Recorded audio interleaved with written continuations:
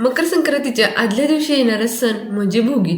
या दिवशी आवर्जून हिवाळ्यामध्ये उपलब्ध असलेल्या सगळ्या पालेभाज्या एकत्र करून सुंदर अशी भोगीची भाजी बनवली जाते आणि जिथे ज्या ज्या भाज्या उपलब्ध तिथे त्याच भाज्यांमधून भोगीची भाजी तयार होते.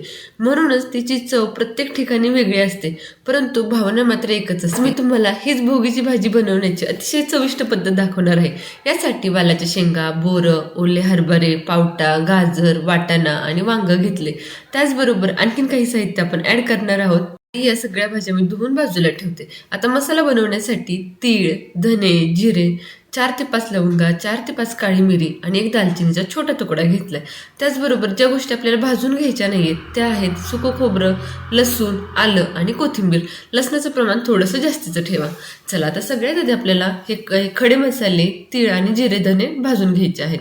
कढई छानपैकी गरम झाली की लवंग, मिरी, दालचिनी, जिरे आणि धने एकत्रपणे भाजून घ्यायचे आणि त्यानंतर यामध्ये तीळ घालणार आहोत. हे सगळे खडे मसाले अगदी लो फ्लेमवरती, अगदी मध्यम आचेवरती भाजून घ्यायचे. लवंग आणि मिऱ्याचं प्रमाण, त्याचप्रमाणे दालचिनीचं प्रमाण हे खूप जास्त ठेवू नका, नाही तर भाजी खूप जास्त तिखट होईल. फक्त मी इथे 4 लवंग आणि 4 काळी मिरी घेतलेत. त्याचबरोबर छोट्या दालचिनीचा तुकडा घेतलाय. चला सगळे खडे मसाले छान भाजले गेले, जिरं धनं छान भाजलं गेलं की तीळ घालायचे. साधारण 6 चमचे मी इथे तीळ वापरलेत. आता तीळ सुद्धा यामध्ये छान भाजून घ्यायचे. या मसाल्यामुळे आपल्या भोगीच्या भाजीला खूप छान टेस्ट येते, त्यामुळे हा मसाला आवर्जून बनवा.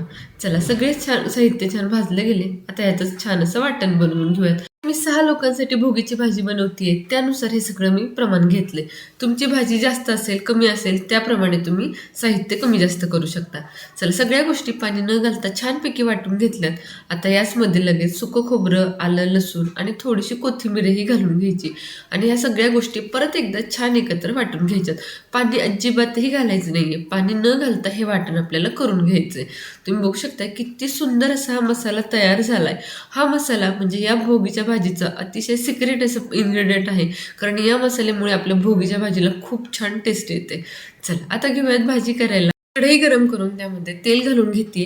भोगीच्या भाजीला तेल मी थोडंसं जास्तीचं वापरते, कारण सगळा मसाला, सगळ्या भाज्या छान परतल्या गेल्या पाहिजेत. तेल छान गरम झालं की 1 चमचा मोहरी, 1/2 चमचा हिंग, अर्धा चमचा जिरं घातले, कारण जिरं मी इथे वाटणामध्ये वापरलं होतं, त्यामुळे फोडणीमध्ये फक्त अर्धा चमचा वापरली. त्यानंतर हे सगळं वाटण घालून घ्यायचं. तेल खूप जास्त गरम होऊ द्यायचं नाही, तर हा मसाला आपला करपेल. लो फ्लेमवरती हा मसाला तेलामध्ये छानपैकी फ्राय करून घ्यायचा. तुम्ही बघू शकता किती सुंदर असा हा फ्राय होतोय.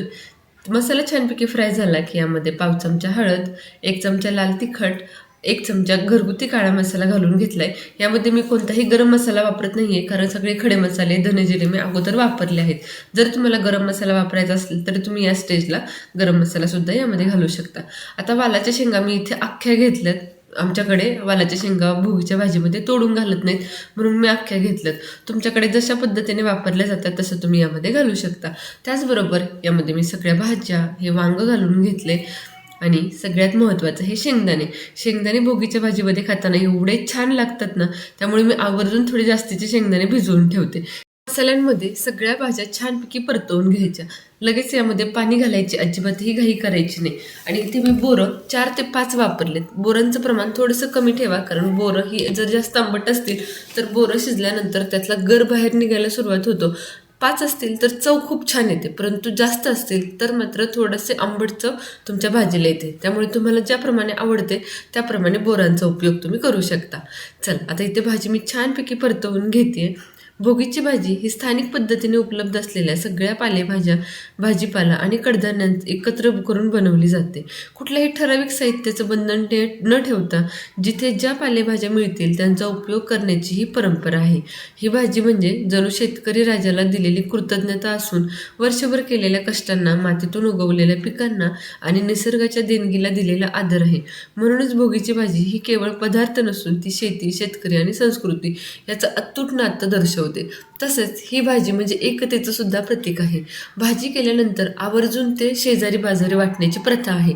आमच्याकडे तर आवर्जून ही भाजी 5 घरी दिली जाते. म्हणजेच यातून एकतेचं सुद्धा प्रतीक आपल्या समोर येतं.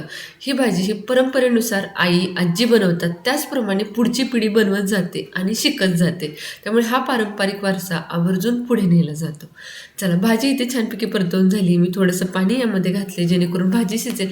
भाजी छान शिजली गेली की यामध्ये घालून घ्यायचे शेंगदाण्याचा कूट आणि वरून तीळ. त्या अगोदर मीठही घातलं होतं. मीठ गरजेप्रमाणे तुम्ही घालून घेऊ शकता. आता इथे भाजी मी शिजवून घेतली नाही आहे. बऱ्याच ठिकाणी भाज्या अगोदर शिजवल्या जातात आणि नंतर त्या मसाल्यामध्ये मिक्स केल्या जातात. अशा वेळेस तुम्ही भाज्या शिजवतानाही मीठ घालू शकता. चला, भाजी अतिशय सुंदर अशी तयार झाली आहे. तीळ आवर्जून वरून घाला. तीळ घातल्यामुळे भाजी दिसायला छान दिसते आणि त्याचबरोबर दाण्याचा कूट घातल्यामुळे भाज्या सगळ्या एकत्र मिळून यायला मदत होते. भाजी सुंदर अशी तयार झाली. वालाची शेंगही छान शिजली का बघितली. भाजी बाजूला ठेवली. आता घेऊयात बाजरीची भाकरी करायला. या भाजीबरोबर आवर्जून बाजरीची भाकरी तीळ लावून सर्व केली जाते. म्हणजेच शरीराला उष्णता देण्यासाठी, थंडीच्या दिवसामध्ये गरजेपुरती हीट आपल्या शरीराला मिळण्यासाठी आवर्जून ही बाजरीची भाकरी या भोगीच्या भाजीबरोबर सर्व केली जाते. आपले सगळे सण, आपल्या सगळ्या परंपरा ह्या ऋतूनुसार बनवलेल्या आहेत. त्यामुळे आवर्जून थंडीच्या दिवसात बाजरीची भाकरी, तीळ आणि उपलब्ध असलेल्या पालेभाज्यांचा संगम करण्यासाठी ही भोगीची भाजी बनवली जाते. बाजरीची भाकरी बनवण्यासाठी पाण्यामध्ये मीठ घालून घ्यायचं, म्हणजे भाकरीला चव खूप छान येते. आणि त्या पाण्यामध्ये पीठ छानपैकी मळून घ्यायचं. अगदी 5 ते 7 मिनिटं पीठ छान मळून घ्या. जेवढं तुम्ही पीठ छान मळाल तेवढी तुमची भाकरी छान होणार आहे. चला, इथे मी भाकरीचं पीठ छानपैकी मळून घेतले. आता खाली परातीमध्ये थोडंसं पीठ घालायचं आणि यावरती एकसारखी गोल अशी भाकरी आपण थापून घेऊ शकतो. जर तुम्ही बाजरीची भाकरी खात नसाल तर ज्वारीची भाकरी केली तरीही चालेल. चला, आता बाजरीची भाकरी मी छानपैकी थापून घेते आणि वरून छान असे आपण पांढरे तीळ लावून घेणार आहोत. तुम्ही या ठिकाणी काळे तीळही लावू शकता. पांढरे काळे दोन्ही तीळ तुम्ही एकत्र करून लावले तरीही भाकरीवरती खूप छान असे दिसतात. एका बाजूने लावा किंवा दोन्ही बाजूने लावा. मी आवर्जून दोन्ही बाजूने लावून घेणार आहे. आता वरच्या बाजूने मी छानपैकी तीळ लावून घेतलेत. आता तीळ लावण्या अगोदर, भाकरी पूर्ण तयार होण्या अगोदर तीळ टाका, म्हणजे भाकरी थोडीशी थापता येते आणि तीळ अगदी पॅक असे आपल्या भाकरीला बसतात, अजिबातही निघत नाहीत. त्यामुळे भाकरी थोडीशी थापून झाली की लगेच वरून तीळ टाका. आता दुसऱ्या वेळेस लावताना जी पिठाची बाजू आहे त्याला अगोदर पाणी लावून घ्यायचं आणि त्यावरती लगेच तीळ घालून घ्यायचे. पाणी सुकण्या अगोदर तीळ घालायचे आणि हाताने थोडेसे हलके हलके प्रेस करून घ्यायचे, म्हणजे तीळ व्यवस्थितपणे भाकरीला चिटकून राहतात. चला, आता पलटी करून घेते आणि दोन्ही बाजूनी अगदी खमंग खरपूस अशी ही भाकरी भाजून घ्यायची. बाजरीची भाकरी थोडीशी लो गॅसवरती भाजली की छानपैकी कडक होते आणि व्यवस्थितपणे ती पचनालाही उपयोगी पडते. जर तुम्ही हाय फ्लेमवरती भाजली तर भाकरी लगेच भाजली जाते, परंतु ती पचनासाठी योग्य ठरत नाही. चला, व्यवस्थित अशी गॅसवरती मी दुसऱ्या बाजूने सुद्धा भाजून घेते. जर तुम्हाला गॅसवर भाजायचं नसेल तर हीच भाकरी तुम्ही तव्यावरही भाजू शकता. अतिशय सुंदर अशी आपली बाजरीची भाकरी तयार झाली. आता याच पद्धतीने मी सगळ्या भाकरी छान करून घेणार आहे. तुम्ही बघू शकता किती सुंदर असे हे तिळी दिसत आहेत. भाजल्यावरती तर अजूनच तिळांचा रंग छानपैकी खुलून दिसतो आणि खाताना ती भाजलेल्या तिळांची खरपूस चव आवर्जून दाताखाली येते.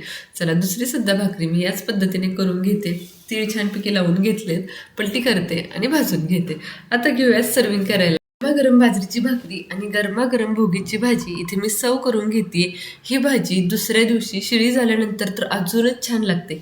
आमच्याकडे संक्रांती दिवशी सवासनींनी आवर्जून भोगीची भाजी आणि बाजरीची भाकरी खाऊन उपवास सोडण्याची प्रथा आहे.